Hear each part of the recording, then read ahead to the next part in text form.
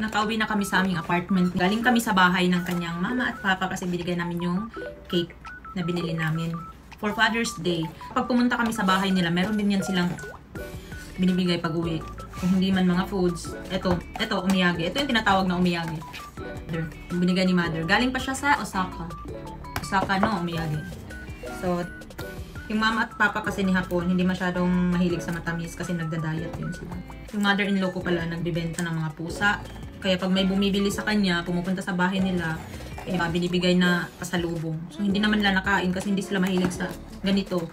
Binibigay sa amin natin. So, ganito yung laman niya. So, ilang piraso? 1, 2, 3, 4, 5, 6, 7. So, 7 piraso. Cute. Pakita ko sa inyo yun. Yan. Kawaii. Ito yung ang loob. Uy, chocolate. Tikman niya natin. Ayos. Yummy. Nagugub siya. O, meron pang isa. Ito. Si Mellow Witch. Ito, nakuhanan na siya. Wala nang laman itong ano. Ito na lang natira. Cute yung lagayan niya, oh. So, ganyan siya. 4 na lang. Ano ba ito kunin?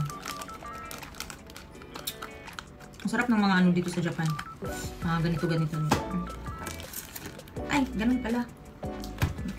Cute, no? Nakalagay siya sa maliit na hako. Maliit na box. Oh, cheers! Cheers daw. Mabasa niyo ba? Balikan pala. Ito naman si Happy. Ang cute, no? Cute, kawaii. Uy! Sa hako pa lang ang cute na ng paggagawa, no? Lalo na yung ano, pagkakainin mo na. Okay, thank you, mother and father. Ang ano na laman. Ganito yung laman niya. Ano ba ito po? Try ko itong kainin. Ang lasa niya. Teka. Kauno na ako na. 1個食べてるさっき。何食べたっけ？昨日実家で食べた。Oh. Para siyang furikaken yung ilalagay sa kanin. No, furikaken ito eh. なんかちょっとそんな感じ。 Itadakimasu.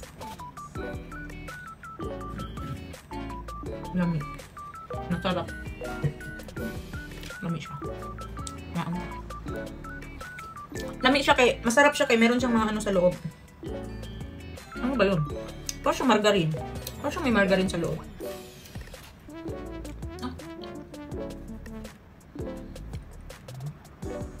Naghanan ako along.